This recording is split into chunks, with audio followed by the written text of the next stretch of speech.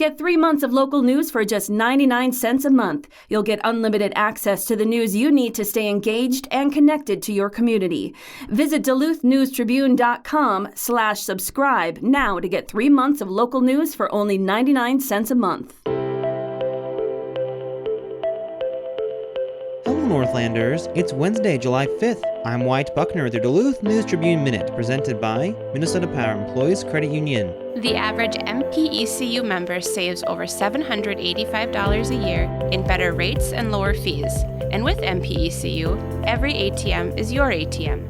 With their free checking program, you get ATM fee reimbursements at any ATM anywhere in the U.S. Check out Minnesota Power Employees Credit Union services online at mpecu.com or visit their offices in downtown Duluth, Arrowhead Road, or Miller Trunk Highway. Now here's a look at today's headlines. Minnesota firefighters are headed north to help battle Canadian wildfires. Governor Tim Walz on Monday announced 17 wildland firefighters from the Minnesota Interagency Fire Center in Grand Rapids were headed to Manitoba after a mutual aid request from Canadian officials. In a video update, a spokesperson for the Department of Natural Resources said the crews will go to a very remote area in northern Manitoba, helping to support some of those remote communities that are threatened by wildfires. The crew will be focused on cutting down trees and vegetation to create a fire containment line to disrupt the path of the fire. As of Sunday, 68 fires were burning through Manitoba, according to a fire situation report by the province's Department of Natural Resources and Northern Development.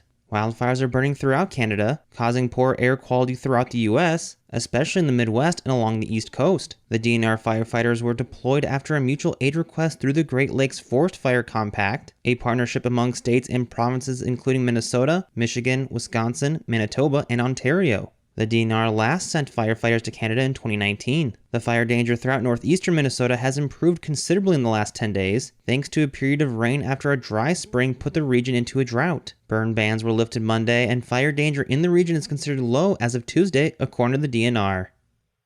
The White House on Friday called out United States Representative Pete Stauber for celebrating the Supreme Court's decision to strike down Biden's student loan forgiveness plan, despite his family's former hockey retail business receiving thousands in forgivable loans from the federal government at the height of the pandemic. Hockey equipment retailer Stauber Brothers Incorporated received loans under the Paycheck Protection Program totaling more than $86,000, $44,740 in the first round, and $41,543 in the second round. Both were later forgiven, and Stauber Brothers did not have to pay back the loans. Stauber of Hermantown and his 5 brothers owned hockey equipment retailer Stauber Brothers, which did business as Duluth Hockey Company from 2015 until the Hermantown shop was sold to Pure Hockey in 2021. 8 days after the second PPP loan was forgiven. In the early days of the pandemic, Stauber voted for the Coronavirus Aid, Relief, and Economic Security Act, the $2 trillion stimulus bill that gave direct payments to individuals, extended unemployment insurance to laid-off workers, and offered the forgivable loans to small businesses. There is nothing that barred lawmakers' companies from receiving those funds. But criticism of Stauber's company receiving PPP loans mounted anytime he voiced his opposition to the Biden administration's plan to forgive $10,000 in student debt to most borrowers and up to $20,000 for Pell Grant recipients. In a 6-3 decision Friday, the Supreme Court struck down that plan. Stauber tweeted after the court made its decision, quote, "Biden's unconstitutional plan to cancel student loan debt was a slap in the face to the majority of Americans who did not go to college or already paid for their debt. Americans should not be forced to subsidize someone else's tuition through their hard-earned tax dollars," end quote.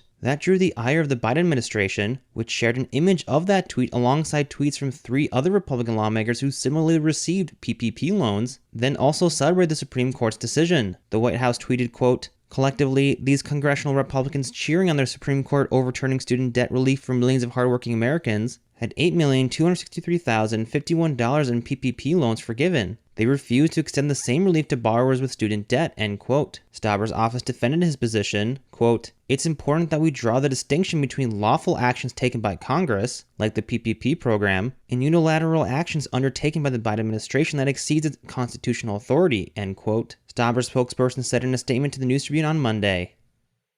A former Superior Gymnastics coach is expected to spend at least 20 years in prison for sexually abusing 6 girls. A plea agreement filed in United States District Court last week outlines the terms of a global settlement between 49-year-old George Francis Deppa and prosecutors in 3 jurisdictions. Deppa, on June 26, pleaded guilty in federal court in St. Paul to production of child pornography, the first in an anticipated series of plea hearings that will also resolve 5 sexual assault cases in Minnesota and Wisconsin state courts. The pornography charge carries a mandatory minimum of 15 years in prison and a statutory maximum of 30 years. However, the agreement stipulates that the parties will recommend between 20 and 25 years when Deppa appears for sentencing. In entering the plea, Deppa acknowledged taking photographs while coercing a 15-year-old girl to engage in sexual conduct in May 2008.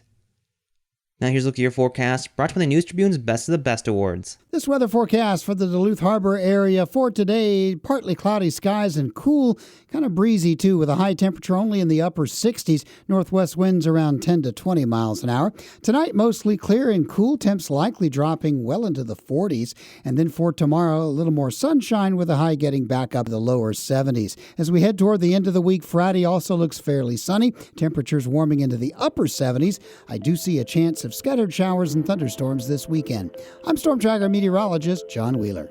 Thank you to the Best of the Best Awards for their support. The contest is an annual celebration of the best the Northland has to offer when it comes to businesses and organizations that make the Northland a better place to live. Nominations are now open and accepted until July 14th as the first part of the competition. Voting will take place August 7th to August 21st. Nominate your favorites at duluthnewstribune.com. Reporting for today's episode was done by Jimmy Loverin and Tom Olson. Thank you for listening to Duluth News Tribune Minute. Have a great day, and we'll see you back here tomorrow.